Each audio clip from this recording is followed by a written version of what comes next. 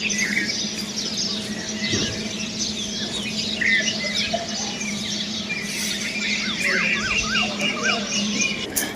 అండి, అందరికీ నమస్కారం. ఊర్వాణి సింపుల్ విలేజ్ లైఫ్ హ్యాపీనెస్ ఛానల్కి స్వాగతం. ఈరోజు అయితే నేను మార్నింగ్ పూజ అయితే చేసేసాను. సో ఈరోజు స్పెషల్ ఏంటంటే మీకు ఒక కుకింగ్ వీడియో పెడదామని ఈ వీడియో స్టార్ట్ చేశాను. ఈరోజు మనం మన గ్రామంలో అందరూ ఇష్టంగా తినే బగారా రైస్, పుంటికూర, చికెన్ గ్రేవీ కర్రీని విలేజ్ స్టైల్లో తయారు చేయబోతున్నాను.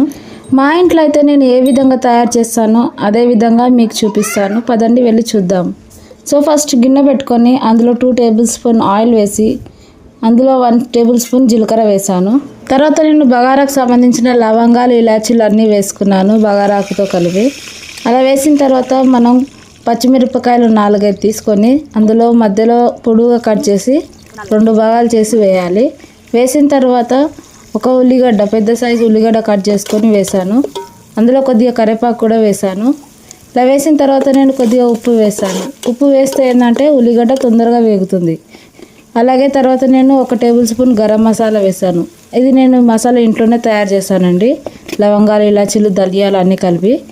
తర్వాత ఇందులో అల్లం వెల్లుల్లి పేస్ట్ 1 టేబుల్ స్పూన్ వేసాను. ఇప్పుడు మనం అల్లం వెల్లుల్లి పేస్ట్ పచ్చివాసన పోయేదాకా బాగా మంచిగా కలుపుకోవాలి. కలిపిన తర్వాత 1 గ్లాసు బియ్యానికి 1 గ్లాసు సగం వాటర్ పోసుకోవాలి. అలాగే మనం ఎన్ని గ్లాసుల బియ్యం పోసుకుంటామో అన్ని గ్లాస్ సగం వాటర్ పోసుకోవాలి. సో ఇప్పుడు మనం వాటర్ మరిగిన తర్వాత బియ్యం నానబెట్టి కడిగి పక్కన పెట్టుకోవాలి. సో ఫ్రెండ్స్, వీడియోని మాత్రం ఎండ్ వరకు చూస్తుండండి. అలా చూస్తేనే కుకింగ్ ఎలా చేయాలో అర్థమవుతుంది మీకు. సో ఇప్పుడైతే నేను చూడండి, నీళ్ళైతే మరిగాయి. ఇప్పుడు నానబెట్టిన బియ్యం ఇందులో వేస్తున్నాను. అలా వేసి కలుపుకొని ఒక 10 నిమిషాలు పెట్టిన తర్వాత బాగా రైస్ రెడీ అయిపోతుంది. సో ఇప్పుడు మనం గోంగూర చికెన్ గ్రేవీ కర్రీ ఎలా చేసుకోవాలో చూద్దాం. సో ఫస్ట్ నేను 2 టేబుల్ స్పూన్ ఆయిల్ వేసుకొని అందులో 1 టేబుల్ స్పూన్ జీలకర్ర ఆవాలు వేసాను.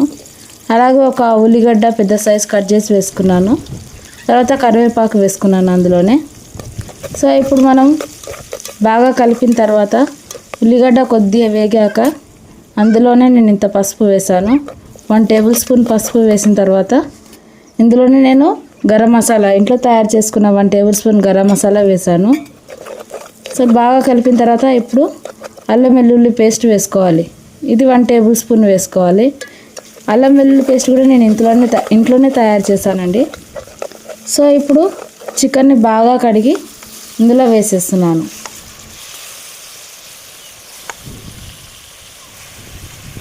సో చికెన్ కడిగి వేసిన తర్వాత బాగా కలుపుకోవాలి.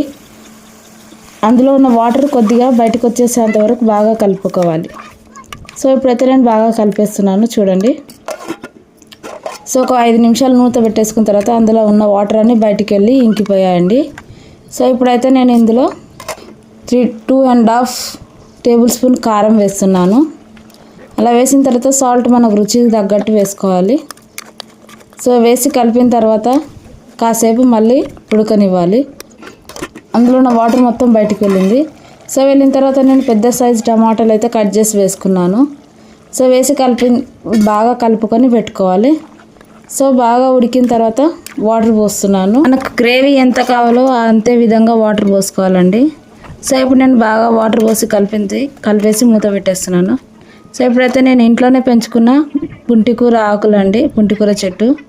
సో పుంటికూర ఆకులు అయితే గిల్లేసి కూరలు అయితే వేస్తాను. సో వేసిన తర్వాత పుంటికూర బాగా మగ్గిన తర్వాత చికెన్ కర్రీ గ్రేవీ రెడీ అయిపోతుందండి. మీరు కూడా నేను చేసే విధంగా ఒకసారి ట్రై చేసి చూడండి. కర్రీ ఎలా వచ్చిందో మళ్ళీ నాకు కామెంట్ సెక్షన్లో కామెంట్ చేయండి. మళ్ళీ ఇంట్రెస్టింగ్ నెక్స్ట్ వీడియోతో కలుద్దాం. సో వీడియోని మాత్రం లైక్ చేసి సబ్స్క్రైబ్ మాత్రం చేయడం మర్చిపోకండి. Okay, bye everyone.